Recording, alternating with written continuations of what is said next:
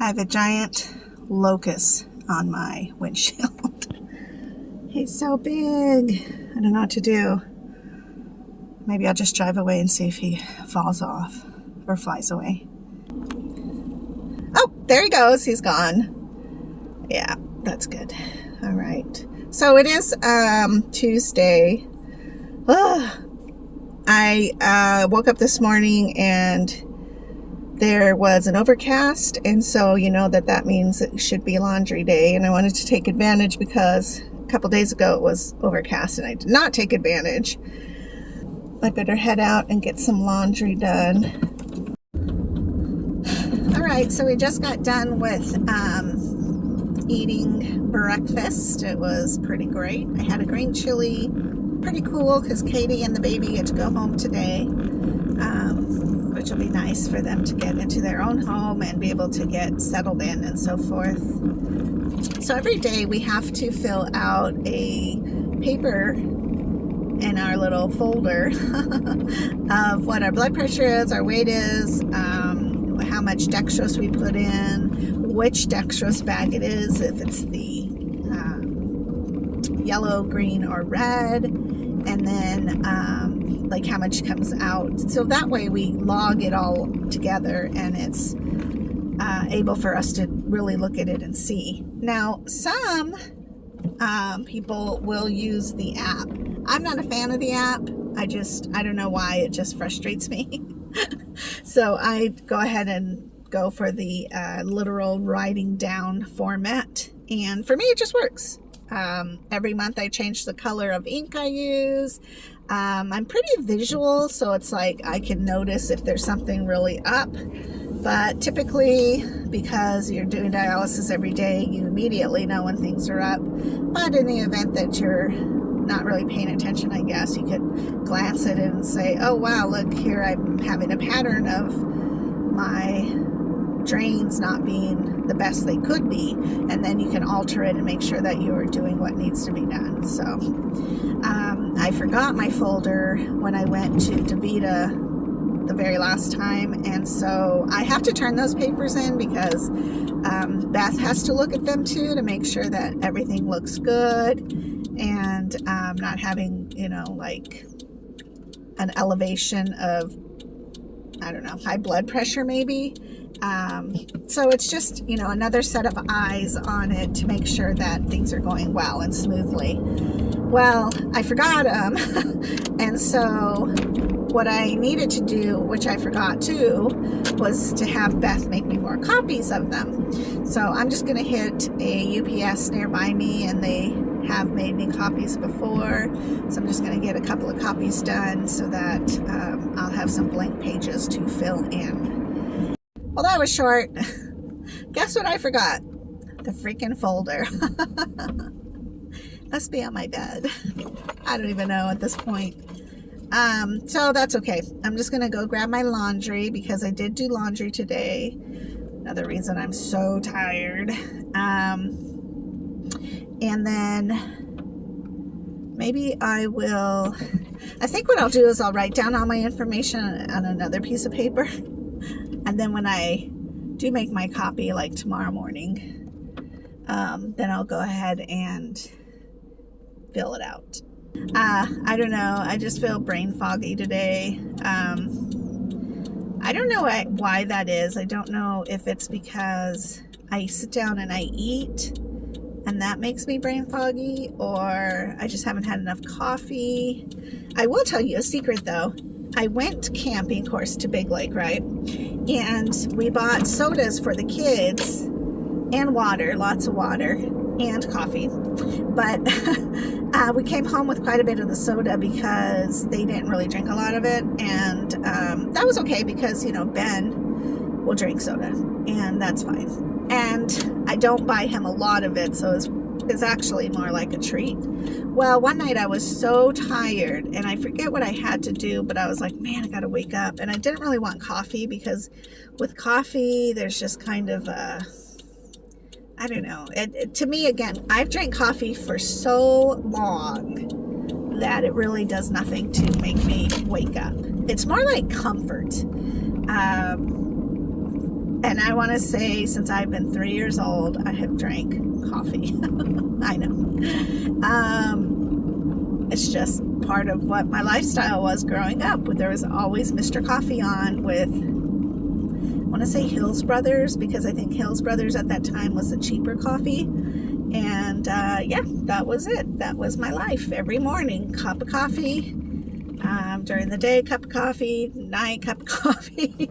Like always, a cup of coffee. I find that coffee just doesn't stimulate me the way that it probably would if I didn't drink coffee. So I drank a soda. And I tell you, I've never felt more awake in my entire life. I really want a soda. All of a sudden, I'm just like, I could use a soda.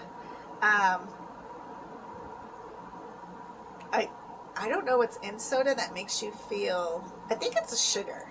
It's probably sugar that makes you feel like super, like you want to drink a lot of soda. But now I'm like tired and I have a bunch of things I need to do and I just want to drink a soda to wake up. So terrible. Anyways, I am doing my exchange right now. And I'm holding my camera because I don't know where my tripod is. So I got the laundry done. So I wanted to talk to you a little bit about the caps because I noticed something this morning was off. And it's happened a couple times, but nothing that I really need to report about. But inside of every cap is a little gauzy sponge thing that has iodine on it. Iodine helps kill any bacteria that could possibly come in contact with your port end. And it's super important. And you don't want to cross-contaminate. And so there's a lot of different things that you do in order to keep yourself healthy and free from peritonitis, because none of us want peritonitis. I noticed a flaw in the caps. And what the cap is it's a little device. Let me show you really quick. It comes in these little packages, and they're all sealed. This one's obviously opened. But they have the end that connects to your catheter or your tube. See, just little. Now, when you open your package, you always want to make sure you don't want to touch like inside here, and you want to carefully take out the cap so that you're not sticking your finger in the hole, because what does that do? Cross-contaminates. And then it's no longer sterile. And that literally goes on the end of your tube, and you don't want anything to get in there. So in every cap, there's iodine, and it sits in here on a little sponge. And you always want to make sure when you do your exchanges that the iodine is visible, because I don't know how they make these little guys. Like if there's a big manufacturing plant and there's like I always envision like Laverne and Shirley, those kind of factories, assembling stuff, but I don't know. What I do know is that inside of here there needs to be an iodine droplet. See there, it's like red, and that is like a super killer to any bacteria that could possibly get on your port end, and you want that end to stay sterile. And so if you drop this on the floor, you have to throw this out because it's no good anymore. You don't want to risk that kind of contamination. So when I do my exchanges, I always pull out 2 of the packages in case I do drop one. And once in a great while, I will drop it. Or there's been a couple times where my finger has hit it trying to get it, and it like flies across the room or something. You know, I mean, there's so many weird things that can happen. You could accidentally kick your tray and it fall to the floor. So, I mean, it's pretty easy to do, but also you just want to stay aware of what you're doing. I don't like it when it's like this. See how it's a little orangey? I really like a nice amount of orange. I'm going to show you a different cap. Baby. Okay, so this one's a little bit better. See how that is super orange?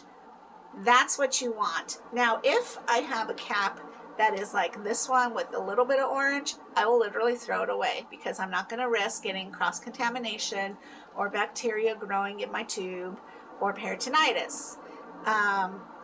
Once in a great while, you'll run across where there's a whole bunch of them made like that, and I would call Baxter and tell them. Do you remember like ooh, maybe 6 months ago, my gauze wasn't absorbing the Alcavis.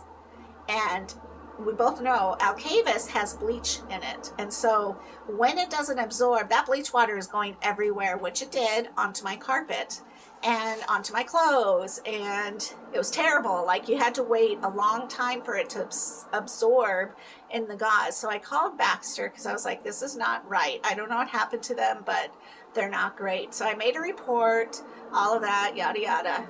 And then like 2 months later, they called me and they're like, where's the gauze is at? And I'm like, what do you mean where the gauze is at? They're like, in the garbage. It's been like 2 months. And they're like, well, you're supposed to send them to us. And I was like, nobody told me that. And why would I need to send you that? Why am I going to lie about the absorption of bleach water on gauze? Like, that doesn't make any sense.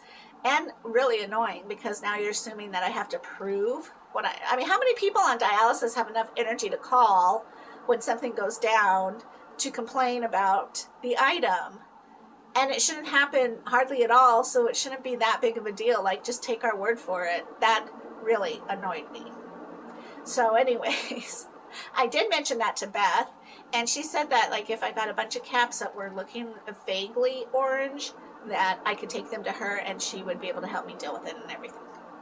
But so far in this package, it's only been a couple of them that I've tossed out. So I just like it to be really, really red. And again, you want to make sure that you don't touch, like, inside here ever.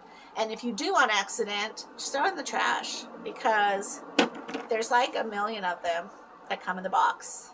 Probably not 1 million. I think it's 60. Maybe less, maybe more. I don't even know. So you have plenty of them. And then if you feel like you're running really low because it's not, your supply is running low, then just tell your DaVita center or your dialysis center, and they should be able to help you out with what you need, because that is definitely something that we need.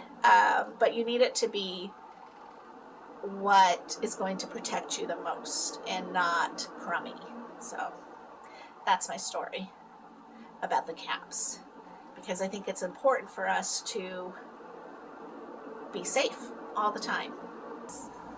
And I found my folder on the little couch on the way out the door. I set it down to grab the laundry basket, and I didn't pick it back up. So that's where the mystery folder is at. So at least it's not lost, or at somebody's house like last time.